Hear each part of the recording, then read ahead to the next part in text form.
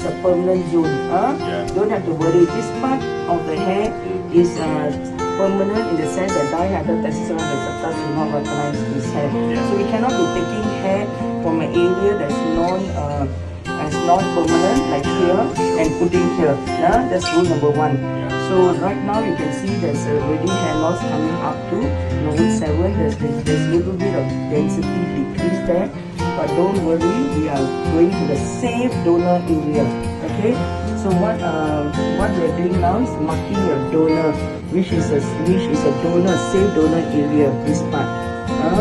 So then why we do these boxes, so that we will actually take equal number of grafts in each boxes. Like if you have planned to take here 500, and then the density is good here, I'll go for 400, and then as it goes like both lateral way, the density will be less, because everybody has less density at both at the lateral area compared to the occipital area. Okay,